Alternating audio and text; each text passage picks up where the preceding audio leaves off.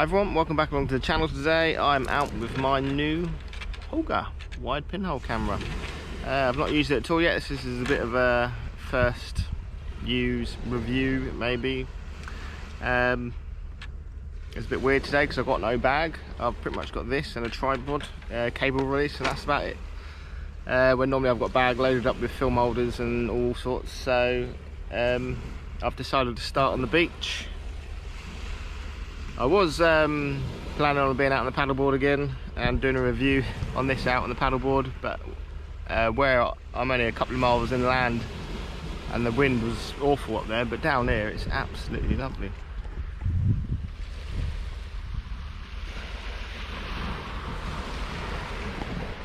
So calm, so I'm a bit gutted. So we're going to see what we can find with this today. I'm aware you do get a bit of a heavy vignette with these. I'll just see how bad this one is before I modify it, but yeah, we'll take it for a stroll and we'll see how we get on.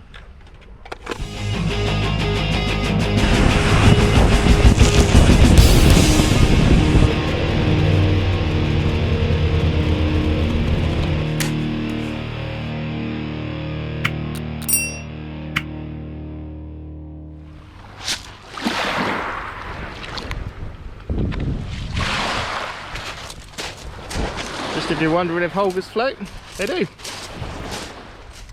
Right, so now we've established the important things, that HOLGAs do float.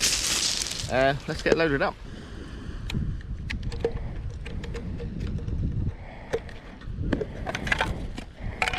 Got some Pan F 50 plus today, so we'll be shooting that. 50 ISO, so it should be quite good for a day like today because it's a super bright morning. So get that stuck in.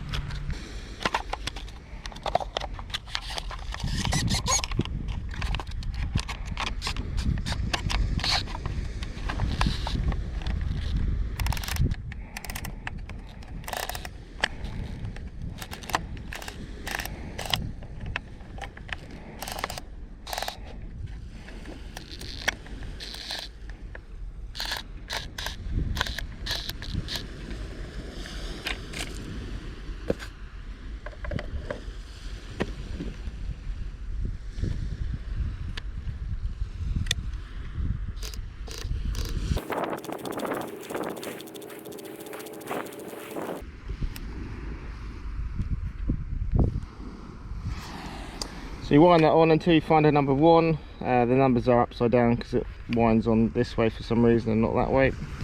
And then I've got this in 6x12, and then it's every other number for 6 shots. If you've got the 6x9 back on, you switch that up and you go down the 1 on there and you do every other for 8 shots. So we've got 6 shots of this today, and see how we get on.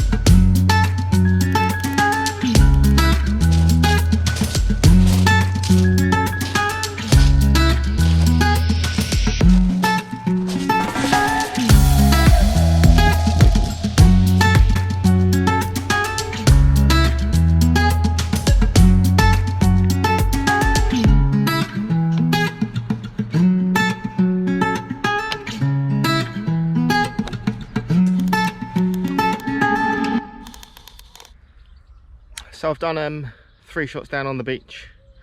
I've tried to make 3 different shots. I've done some into the sun, some away from the sun.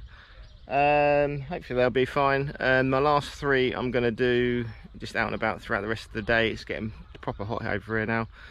But so far it's been alright actually. 6x12 is a different format to what I'm used to. I'm used to obviously my 0, which has got the super wide setting. So it takes a little while to figure out the framing, but I've got an old 6x12 undo, so I've used it before, but not a lot.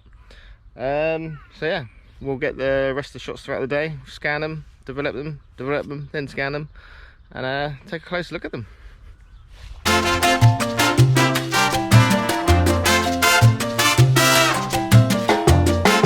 So my first batch of film I have developed, and unfortunately I've got a few problems with it. The first you'll notice is this line along here. This is where I had mixed my developer and noticed I had some bits in it, so I was going to strain it through into the tank. However, the strainer didn't go as quick as I'd hoped, and it a bit dribbled in, and I had to put it off into another jug and then pour it back into the tank. So this is actually a part of the developer that was sitting in the bottom of the tank developing the film as I was faffing about with everything else. So that was my mistake. The second problem I had was when I was developing it, somehow the lid fell off. Just a tiny little bit opened up and has caused a lot of light leaks or exposure to the film on pretty much all the images. This one's particularly bad. So yeah, I've never had that before. I don't know why it happened, but it did. And the next issue, this first roll had a light leak all the way along the bottom of the film. Every photo had that, which I was aware there was probably going to be some light leak issues with this camera, and this was actually coming from this top section of the camera here. It's quite a wide gap, so that's where that was actually coming from. I did reshoot another roll, which I'll show you in a minute, and I did put some tape going along that bit to hide that off, which worked. So I'll quickly just go through these pictures anyway. These are the ones I took on the beach. So there was this one, which I kind of like, apart from all the mistakes and faults with it, but I'm kind of pleased with how it could have come out. This was of the not up close, straight into the sun.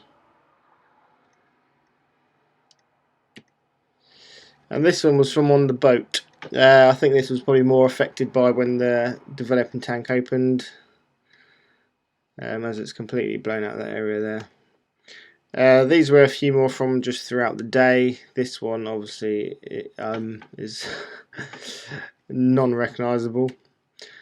This was from on a merry-go-round, and this was from on a ride I did with my kids with these cheetahs which go up and down, but the camera was wobbling all over the place. Anyway, I decided I was going to reshoot another roll, and like I said, I put some tape along the top bit to stop the light leaks, which worked. Another thing I was impressed with this camera is a lot of people complain about a heavy vignette around the edges, which is normally caused by this area of the camera, and a lot of people end up shaving these areas out to stop it. This one's actually fine, so this is whether this is more of a problem on older cameras, and it's something they've now sorted out, I'm not sure, but this one's fine. It could just be the inconsistency of HOLGA. You buy one and it'll have it and the next one won't. So my second roll of film, again it was with some Pan F. This was a picture of a bottle of beer. It's about a 3-minute exposure I think, but I just left it sitting there, no movement, and it's quite a nice photo actually. It's a bit sharper than what I expected from it. Obviously it's not going to be amazing from a pinhole camera. It's quite a harsh light coming in on the side from the window, but there was certainly no light leaks. They were definitely gone, so I was pleased about that. I then shot this one. This is attached to my skateboard. Now this is, if you watched my previous video introducing this camera, I show a bit about the cable releases and how they're not great on the shutter mechanism on this unless you've got a good one with a long needle out the end. This is obviously where that has started to close throughout that exposure. It hadn't either fully opened or... So I've had that with a couple of these shots on this. So I've got a new cable release on the way, which should hopefully push that out of the way fully. This one I like. This is a little froggy in our garden. So I'm pleased with that. It's come out quite nice.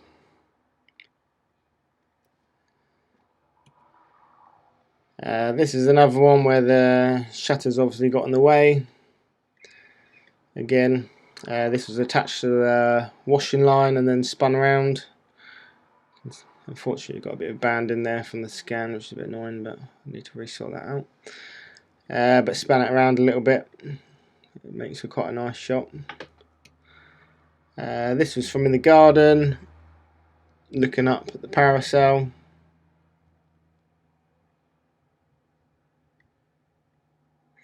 And this was the final one I'd done with the film, which was, I think probably about a minute exposure.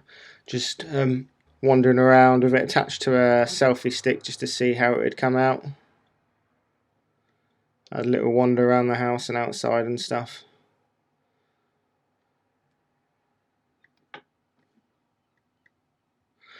So all in all, I'm actually really pleased with it. It's, some of the photos have come out really well.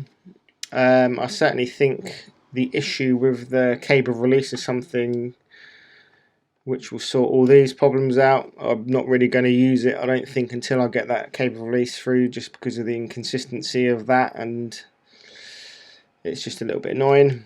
I'm a bit gutted about the first set of photos, but I can always go back and reshoot them. That's a mistake I won't be making again.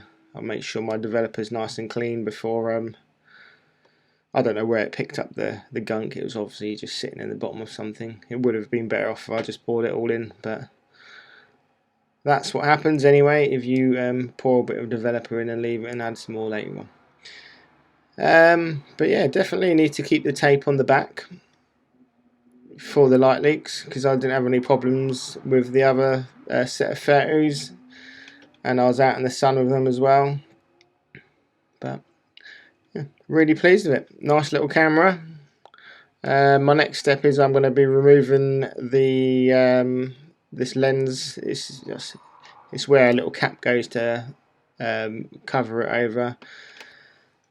I was thinking I didn't need that, but it'd probably actually be quite a good idea, because this shutter's quite an easy one to accidentally knock in. So I'm going to put a step-up ring with a 77mm filter, and then I can get a lens cap to click into that anyway. So that'll be the next thing I'm doing to it. I don't need to shave out this whole area, thankfully, because mine doesn't have the problem a few others have. But yeah. Anyway, I really hope you've enjoyed it. I'll be using this camera a lot more, so make sure you subscribe so you see them videos, and I'll see you next time I'm out. Thanks again for watching.